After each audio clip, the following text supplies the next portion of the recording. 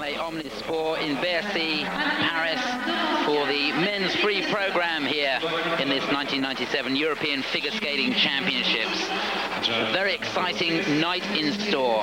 Well, the situation in the men's competition after the short program is that the 1995 European champion, Ilya Kulik, is leading.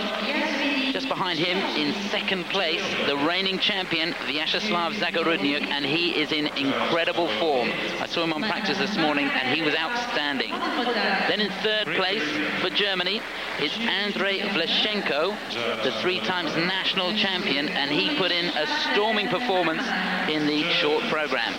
In fourth at the moment, the always confident Philippe Candeloro, second in these championships back in 1993. His program tonight is entitled Napoleon Bonaparte, and he says he's Napoleon against the Russian Armada, and he knows he has to win. Behind him, Alexei Yagodin, and then it's the Olympic champion, Alexei Urmanov. Well, there the coaches looking on as the first group of skaters are on the ice for their 6-minute warm-up. Alongside me, Nikki Slater. A great night in store, Nikki. It's going to be really exciting, isn't it? I can't remember a men's event where you look at it and you think this is so open. The other day, the men on practice were doing, at the end of their run-throughs, they were just going head-to-head on quads and triple axels and trying to psych each other out.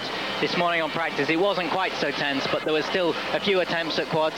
Well, I tell you what, you say it wasn't very tense, but Urmanov looked very tense indeed. There was a couple of bad attempts at quadruple toe, and I saw the fist into the barrier a couple of times. So I think there's a bit of tension there. But certainly, it really has been a psychological battle, hasn't it? It has indeed. And the quality of the jumps, the height. I mean, particularly this morning, Zagorudnyuk's triple axel. He was almost the height of the barrier with his feet. It was amazing, the great length in it, load of speed into the jumps. The quality of the skating of the guys is just really superb. I think one of the stories must be Vlashenko lying in third place. Now, he's been terrible all season. He skated in Gelsenkirchen in the Nations Cup and couldn't do anything right. But in the short program, he put in a blinder. And this morning, he was doing combinations after combinations. Triple axel, triple toe, triple loop combination. Everything was working. He's in incredible form. And he didn't look to be really straining, did he? He just kind of was just there. What interests me so much in the men's now is you just don't know. You can't predict the result at all. You know, you look at the qualifying rounds, it's like some of them really weren't that bothered. You know, they finished 6th or 5th or so, and it can totally change for each event. Well, it's certainly going to be one of the most exciting men's competitions I think we've seen in a while.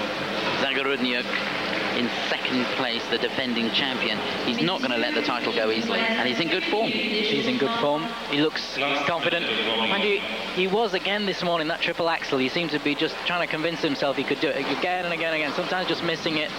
And Kulik was looking at the quad. I think he made one, but so often it went to a double. And, you know, so I think it'll be interesting for Urmanov, actually, being so low. He's got nothing to lose by just going for everything, the kitchen sinking. I think there is a quad scheduled there, and he's got nothing to lose by doing it. Whereas Kulik, if he went for one and missed it, well, then maybe it's a bit more dicey, him being at the top of the tree at the moment. Well, that's right. The draw as well. Urmanov's early on. Well, and then the middle of the last group. Kulik goes first in that last group, so he can't play a safe game. He's got to really do the business, hasn't he? Well, yeah, it's a big decision, isn't it? Do you really go for it? I mean, it was not even 66% certain this morning. It wasn't 2/3 there. And is he going to go for it?